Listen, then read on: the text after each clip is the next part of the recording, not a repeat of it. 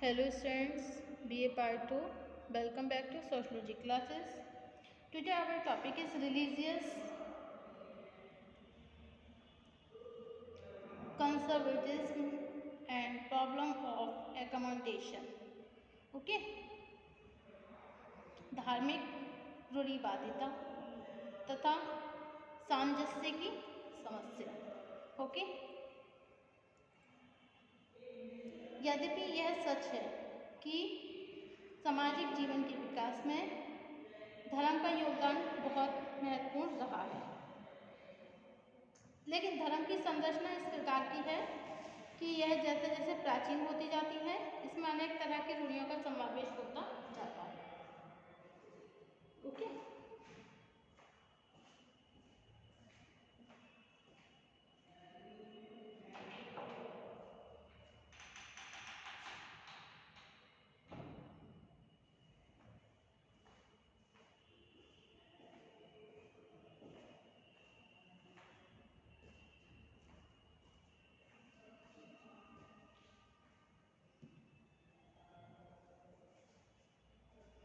यह स्थिति व्यक्ति को सामाजिक दशाओं से अनुकूल करने में अनेक कठिनाइयां भी उत्पन्न करती है. डेविस का कथन है, जिस प्रकार अनेक औषधियां कभी कभी हमारे उस रोग को भी बढ़ा देती हैं जिससे छुटकारा पाने के लिए उनका उपयोग किया गया था, उसी प्रकार धर्म भी कभी कभी लाभ देने के स्थान पर मानसिक रोगों और सामाजिक समस्याओं में वृद्धि करता है. इसका कारण यह है कि अलौकिक विश्व इतना जटिल है कि कोई भी व्यक्ति इसे पूरी तरह समझ लेने का दावा नहीं कर सकता. इसके फलस्वरूप अलौकिक संसार की आड़ में बहुत से व्यक्ति अपनी स्वार्थ साधना और कभी कभी समाज विरोधी कार्य करने लगते हैं. इस दृष्टिकोण से धर्म को एक ऐसा सहारा प्रयोग तो माना जा सकता है जिसका उपयोग किया जा सके, लेकिन यह सहारा इतना कमजोर है कि इस पर शरीर का संपूर्ण भार नहीं छोड़ा जा सकता है. इस प्रकार एक धर्मनिरपेक्ष समाज में धर्म की रूढ़ियोंवादी प्रवृत्तियों से सामाजिक समायोजन की जो समस्याएं उत्पन्न होती हैं, उन्हें निम्नलिखित रूप से समझा जा सकता है. ओके?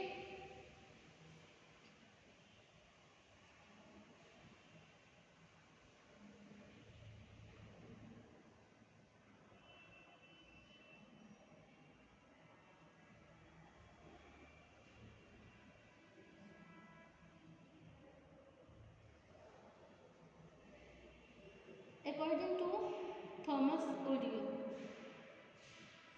थॉमस ओडिया के अनुसार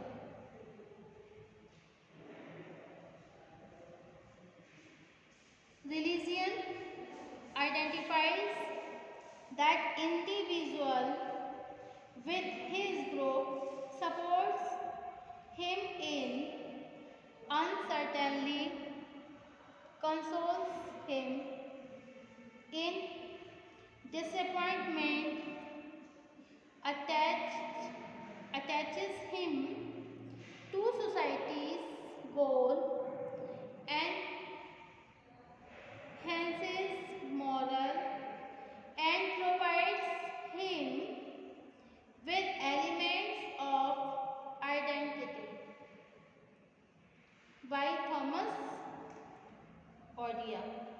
धर्म के उपयुक्त कार्यों के आधार पर थॉमस ओडिया ने अपनी पुस्तक सोशियोलॉजी ऑफ रिलीजियन में कहा है कि धर्म व्यक्ति का समूह से एकीकरण करता है, अनिश्चितता की स्थिति में उसकी सहायता करता है, निराशा के क्षणों में उसे ढांढस बंधाता है, सामाजिक लक्ष्यों के प्रति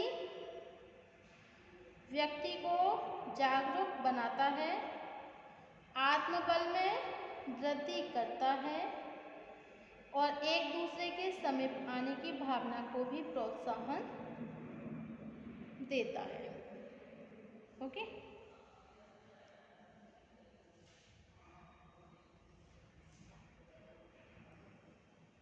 समाज में धर्म की रूढ़िवादी प्रवृत्तियों से सामाजिक समायोजन की जो समस्याएं उत्पन्न होती हैं, उन्हें निम्नलिखित रूप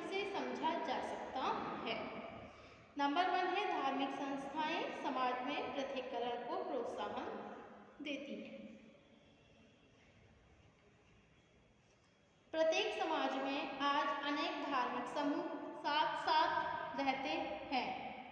धर्म अपने समूह के अंदर तो लोगों में सहयोग की भावना को दृढ़ बनाता है, लेकिन साथ में यह एक समूह को इतना आत्म केंद्रित कर देता है कि वे दूसरे समूह में घुल मिल नहीं पाते हैं।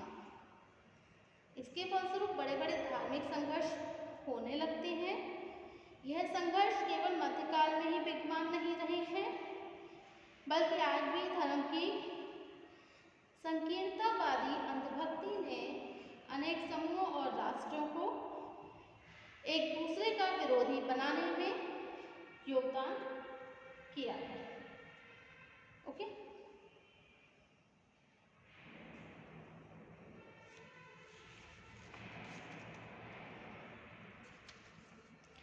नेक्स्ट है धर्म विज्ञान का विरोधी है। धर्म ऐसे किसी सिद्धांत में विश्वास नहीं करता है जो सत्य तो है लेकिन अलौकिक विश्वास के विपरीत है। ओके, उदाहरण के लिए गैलीलियो के यह कहने पर कि पृथ्वी सूर्य के चारों तरफ घूमती है, सूर्य पृथ्वी के चारों ओर नहीं घूमता है, उसे जेल में डाल दिया गया। इससे स्पष्ट है कि धर्म प्रगतिशील विचारों में यद्यपि सदैव बाधक नहीं होता है, लेकिन कभी कभी बाधक जरूर बन जाता है। नेक्स्ट पॉइंट है धार्मिक सिद्धांत जैसे जैसे प्राचीन होते हैं उनमें अनेक जटिल कर्मकांड और कभी कभी पाखंड भी जुड़ते जाते हैं।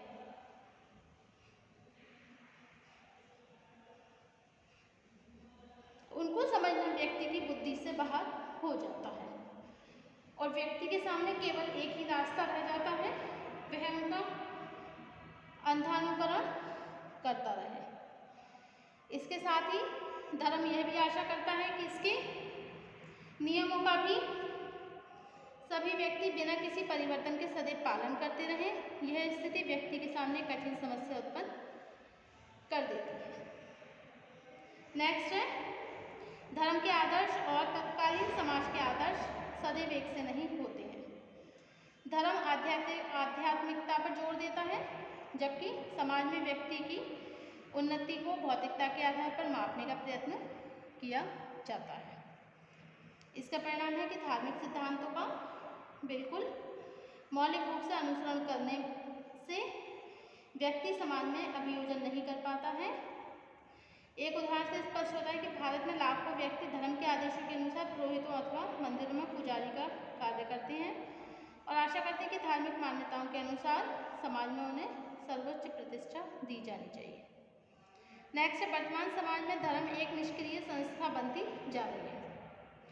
धार्मिक संस्थाओं के सभी महत्वपूर्ण कार्य अन्य संस्थाओं को हस्तांतरित हो रहे हैं। शिक्षण संस्थाएं शिक्षा और ज्ञान में वृद्धि करती हैं। सुधार समितियां कल्याण कार्यों में लगी हुई हैं। मानव संघ एकता बढ़ाने का प्रयत्न करते हैं। कानून और नैतिकता व्यवहारों को नियंत्रित करते हैं। ओके, नेक्स्ट है धार्मिक रूढ़िवादिता समाज को दो वर्गों में विभाजित कर देती है। समाज में एक वर्ग तो वो है जो रूढ़िवादी मनोवृत्ति के अनुसार कार्य करता है और अपने के लिए गौरव समझता है। दूसरा वर्ग वह है जो प्रगतिशील विचारों के कारण रूढ़ियों को निकाल फेंकने के साथ सभी संभव प्रयत्न करता है। दोनों वर्ग एक दूसरे के ऊपर अपनी श्रेष्ठता दिखाने का प्रयत्न करते हैं और परिणाम ये होता है कि दोनों ही वर्ग एक दूसरे से अभियोजन करने में असफल हो जाते हैं। भारत में शिक्षित और अशिक्षित समाज के बीच अभियोजन की यह समस्या निरंतर बढ़ती जा रही है। पहला वर्ग दूसरे को रूढ़िवादी कहता है और दूसरा वर्ग पहले को नास्तिक। वास्तविकता यह है कि आज विज्ञान और कला स्वस्थ साहित्य ने व्यक्ति को अपने सुख में वृद्धि करने के अवसर प्रदान किए हैं। फिर व्यक्ति मोक्ष, परलोक, स्वर्ग और नरक की चिंता में क्यों डूबे? आज समाज व्यक्ति से प्रत्येक स्थिति का कारण जानना चाहता है, लेकिन रूढ़िवादी धर्म तर्क से बिल्कुल दूर है। ओके,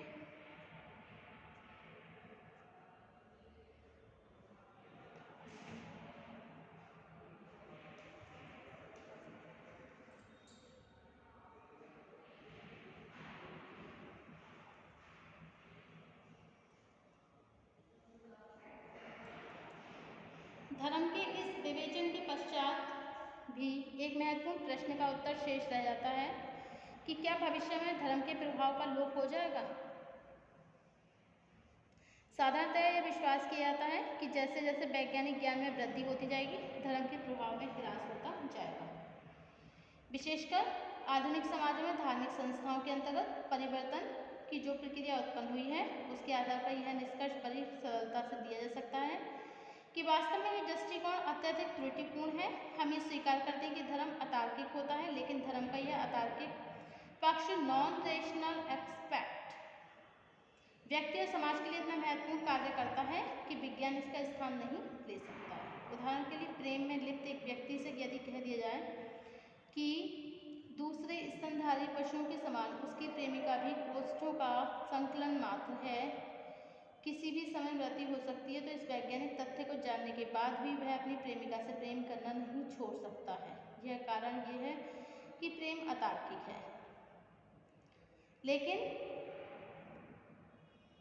तो भी इसका हमारे व्यवहार और मनोवृत्तियों पर एक व्यापक प्रभाव पड़ता है। इस प्रकार हम प्रत्येक स्थिति में वैज्ञानिक सिद्धांत के अनुसार भी व्यवहार नहीं कर सकते। यदि किसी बहुत बड़े वैज्ञानिक ने यह कहा कि यह प्रेम वह प्रेम, भय, घृणा, उत्साह, दुख, असफलता की भावना को महसूस किए बिना हमेशा सत्य की खोज में लगा रहे, तो उसके लिए ऐसा कहना असंभव होगा।